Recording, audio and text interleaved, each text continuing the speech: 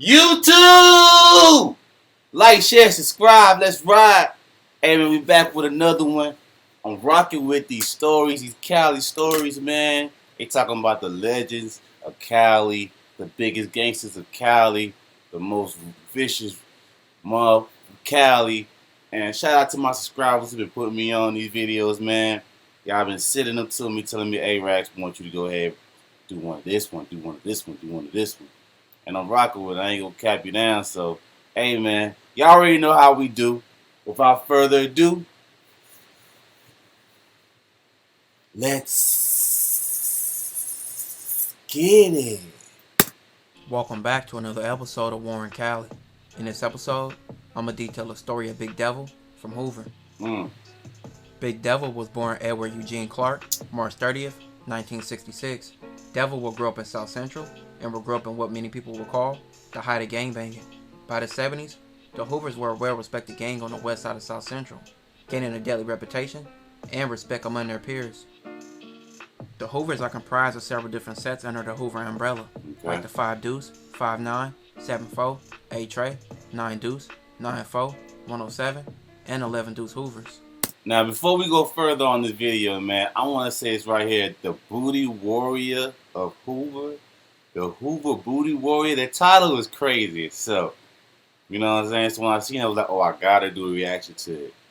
And then this dude's name is Big Devil. So, man, y'all, California, man, y'all got some interesting characters out there, man. For real. There was 2 additional Hoover sets, being 4 Tray and 9-0 Hoover, but many 4 Tray members went to jail and some died in wars. And now, their territory is the Rolling 40 Crips turf, which is a Hoover rival. But the Hoovers still count 4 Tray, and even count them as 716 term they use to rep all Hoover sets. 716 is just a term the Hoovers use to add all the Hoover sets up. Now in the 9-0 Hoover story, it's a lot different. They will leave the Hoovers after getting into an altercation with another Hoover set, and they will later leave to become Rolling 90 Crips, becoming Hoover rivals. And the Hoovers will have a long list of rivals. Some of the Hoovers' top rivals will be the Neighborhood Crips and gangs affiliated with the Neighborhood Crips, like the Rolling 30 Crips, the Rolling 40 Crips, the Rolling 50s, the Rolling 60s, the 6'5 Menlos, the Rolling 90 Crips, and the collective of Rolling 100 Crip gangs, among several others. So growing up. So basically, like, what I'm getting from this whole situation, the more I learn about the whole culture of Cali, right, it's like you got a whole bunch of Crips that dislike each other. But the reason why they dislike each other is because these Crips over here, it's from over here, they from this street. These Crips is over here, they from this street. So really, if y'all think about it, y'all really begging neighborhoods. Y'all not really begging Crips. So my question is, why not just drop the Crips and then just rock your neighborhood solely? So, for instance, if you rolling 60s Crips, why not just say, hey, I'm rolling 60s? And don't even say Crips. Just say, hey, I'm from rolling 60s. You feel me? Y'all got your own flag, own everything. Because to an outsider like me, until we start really getting to know it and understand it, it's kind of like, it's difficult to really get. You feel me? It's like, alright, if y'all all Crips, why y'all don't like each other? I thought Crips didn't like Bloods. But the more and more I get an understanding of the whole, just the whole nature, the whole situation in Cali, you know what I mean, the whole culture, the more and more I get an understanding of it, the more and more I'm like, oh, alright, I get it. This type of environment, Big Devil will become locked into the streets and the bloodshed that came with it, and he will earn his name for the lifestyle he will live. Big Devil was first arrested as a juvenile for beating another teenager to death. Then as he got older, the charges began to rack up. Big Devil would later be arrested for taking advantage of and assaulting an elderly woman and shooting her son during a robbery as an adult charge. Wow. Once in prison at Calipatria State Prison, Devil gained a reputation as a fierce and aggressive individual and did a lot by force. He would become a leader with a lot of pull in the Hoover car. He would be putting in a lot of work and had a lot of people scared, even his own homies. He was known to take advantage of a lot of the inmates, even his own homies, by taking their manhood. What? A Hoover by the name of Gumpy, who I did a previous episode about, was falsely accused of murder and would arrive at Calipatria State Prison.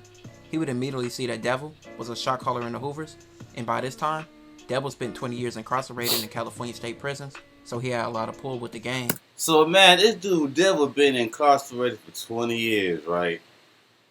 Imagine how many booty holes this dude took. Not even being funny, dude. Not even being funny. Bro been in jail for 20 years. His name is Big Devil. He a shot caller of the Hoover Crips in the motherfucking penitentiary. And he been in that bitch for 20 years. They said that he been taking advantage of inmates and been taking advantage of the people he rolled with too. That's in his own gang. So even if you was in the gang, you wasn't safe. Your booty hole could get took any day. So he been in there, and this is just to a dude got there. He been in there for 20 years. Imagine how many booty holes that boy done took, man.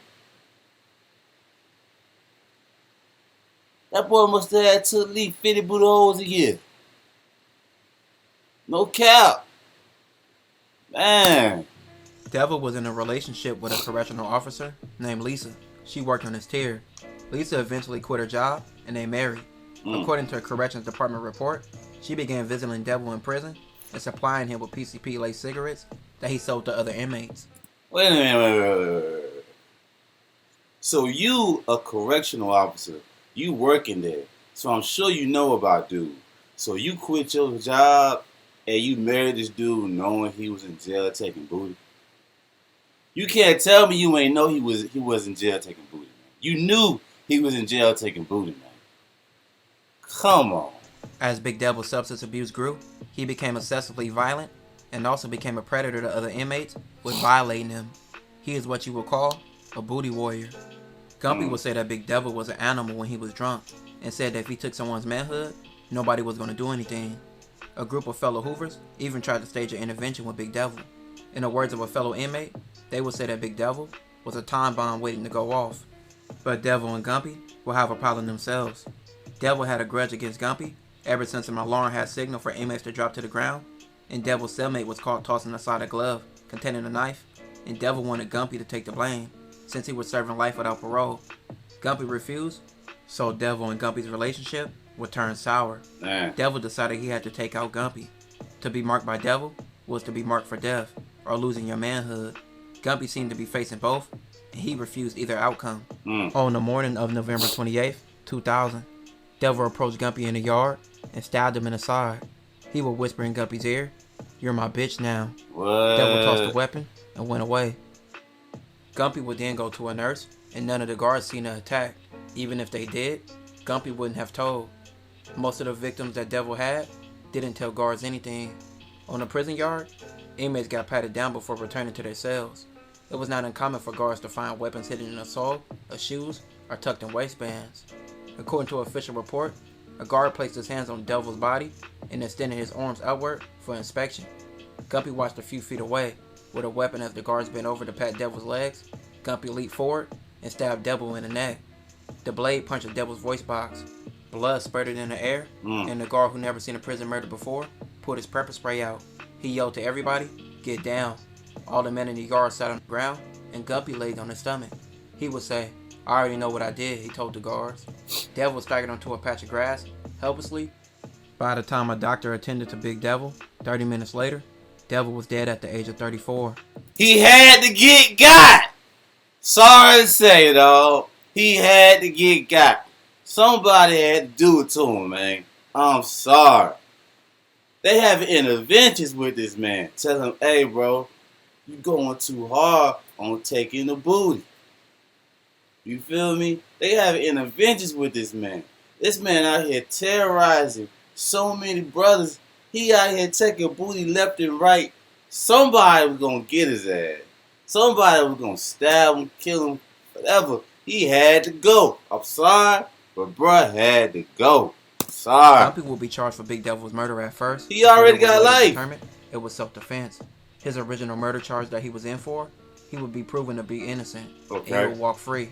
Okay. Big Devil was a monster, and a menace in the streets, and also in jail, he was a terror. He met his fate in a gruesome way, and the things he did is the reason why. This will conclude this episode. That's crazy, bro. I tell you, every time I watch one of these Jones, man, I be like, yo, thank God I ain't grew up in California, man. California got some crazy people there, man. Some crazy gangsters there. Some people you would never thought. And these niggas back in the day were big as fuck, too. These niggas was like Incredible Hulk big as fuck. And he out here taking niggas manhood. He out here.